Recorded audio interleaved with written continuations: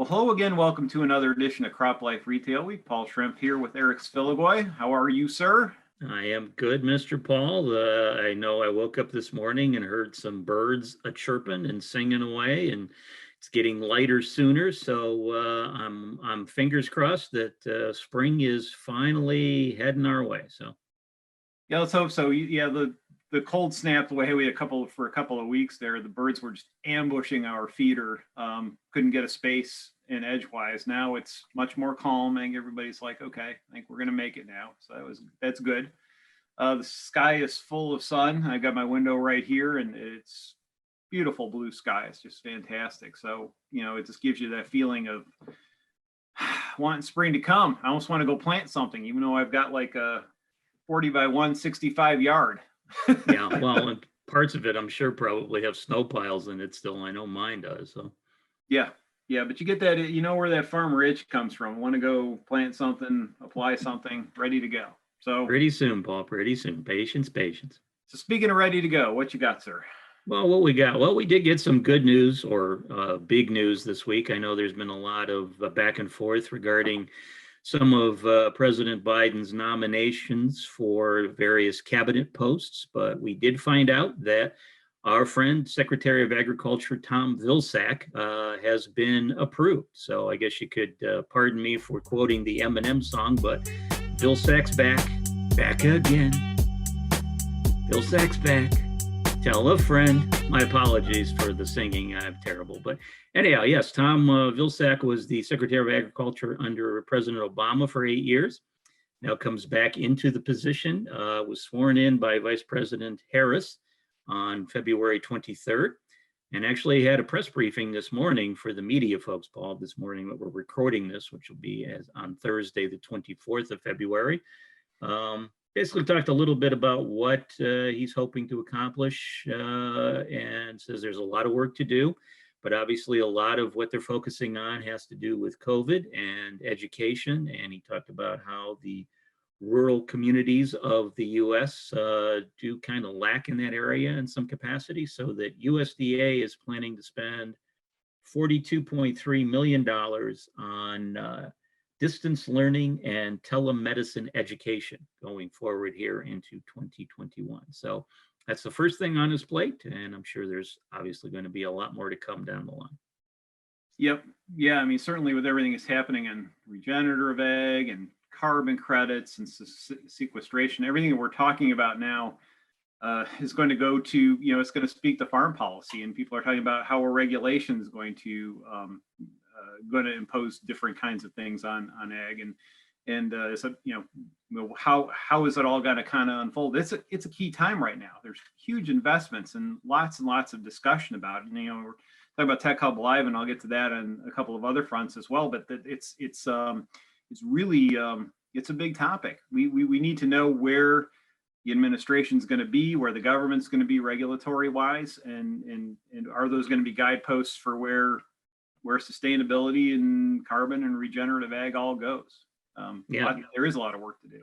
Yeah, and I would imagine too, now that Mr. Vilsack has been formally sworn in, that possibly, I know next week the virtual Commodity Classic event will be taking place, and normally the Secretary of Agriculture is on the speaking docket, so it'll be interesting to see if, now that he's actually in office, if they will have him speaking next week at that event. So if he does speak, we'll keep you posted on what he might say there. Yep, you think it would be important to address, but I guess we'll see. Yep. So what else is going on, sir? Anything else? Well, what else is going on? You may remember, I don't know if we covered this in the video or not, but we certainly did online and in print. Mexico has actually instituted a plan that they're going to be doing away with the use of glyphosate in the country by 2024. They're planning to go ahead with that, despite some opposition from growers in the country and other countries. But a byproduct of that ban is the country is looking to eliminate the import of biotech corn by 2024 as well. Now, why that's bad news for U.S. corn growers is Mexico currently uses about 16 million tons of yellow corn annually.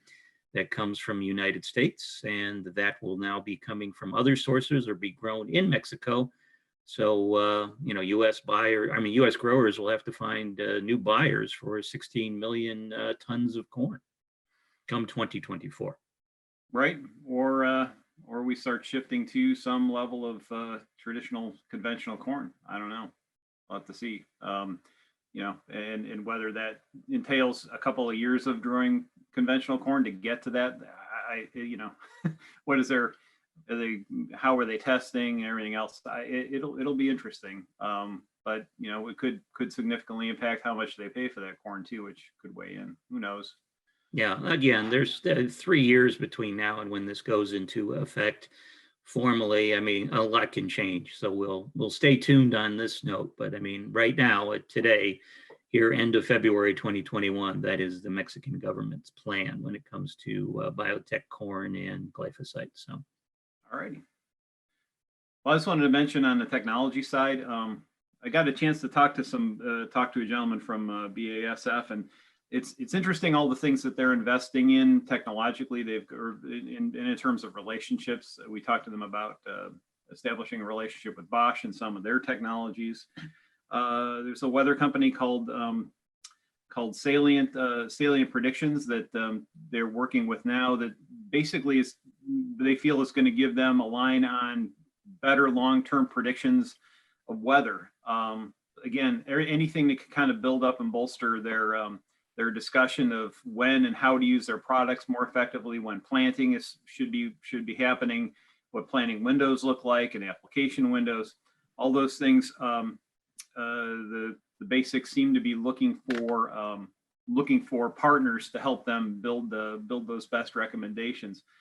It's really shaping up, as I said earlier, shaping up to be a really interesting and kind of a crazy year on the technology side. I think we saw a real pause of a lot of things happening with COVID. I think a lot of things got held back. I think that combined with the proof now that growers really are willing to embrace technology, I think is going to lead to this being a really interesting, really compelling year. That's why we're really excited about Tech Hub Live, both from a learning standpoint and from a company standpoint. I think folks are looking to partner, looking to figure out who is going to be there for the long term and who they should be getting together with, and what resources are available to collaborate with or acquire or what have you. So I think 2021 is going to be a real watershed year, and we'll hit that July timeframe when Tech Hub Live comes and get a sense for where everything's headed, and maybe set the course for the final 6 months of the year. So we're really looking forward to that. Yeah, it sounds interesting. I can hardly wait. Yeah, it'll be fun. So anything else?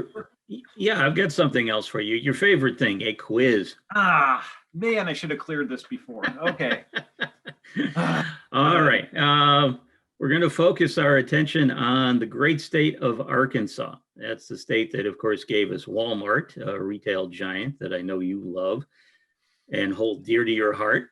Also gave us Bill Clinton, president back in the 1990s for 8 years. And now we have a new something from Arkansas that will be of interest to the folks in agriculture. They have discovered a weed in the state, 2 groups actually in the state, that seem to be resistant to glufosinate application. So Paul, the quiz for you is name that weed, knowing what you know about the Mid-South and weed problems down there. Oh my gosh. You're going to put me on a spot and make me look like, no, I'm not guessing, sir. I am not. Come on. It's one we talk about all the time whenever our friends in the cotton industry get involved with us. So I'm assuming it's not Palmer, but it is Palmer. Yes, Palmer Amaranth. A University of Arkansas discovered 2 separate groups of Palmer in the state. One has not been controlled by glufosinate applications 3.5 times application rate. And then the other population is resistant up to 15 times application rate. So at this point, economical. Yeah, I know. At this point, the researchers have said, they got to keep an eye on these. But, the article I read said that these are the first confirmed broadleaf weeds that are showing resistance to, the chemistries like Liberty that we all know and love. So we'll see what happens with that. If you're more interested in that particular bit of information, our April edition of CropLife will be focusing on weeds to watch in 2021 is our cover story for the issue, and I'm sure that'll be a major part of that story. That would be a weed to watch, indeed. Palmer is just really, really adaptive. You got to give it credit. I mean, may not love it, but boy, it certainly can. I forget how many classes of chemistry this is now that Palmer weeds somewhere on the planet have been able to overcome. But yeah, it's a pretty impressive list. Yep. And they still haven't figured out how to make a nice salad out of it. So I guess no, we need to get Amy Asmus back on here and tell us how we could prepare Palmer and actually make it palatable and yummy. But I'll have to drop her a line. And if Amy, if you're listening, there's my challenge: make Palmer edible, please. I'm sure she's watching. I'll be very upset if she's not. But okay. We'll look forward to that response. Yeah, so that's all I have, Paul. And I know you had one last thing to talk about regarding a survey we're conducting at the moment. Yeah, so it's really exciting. We exciting and with some trepidation. This is the first time in the history of the Purdue CropLife Precision Adoption Survey that I'm sure many of you are familiar with. We've been doing it since 1997-ish. It's been a long time. Since the mid-90s, we started doing this with Purdue.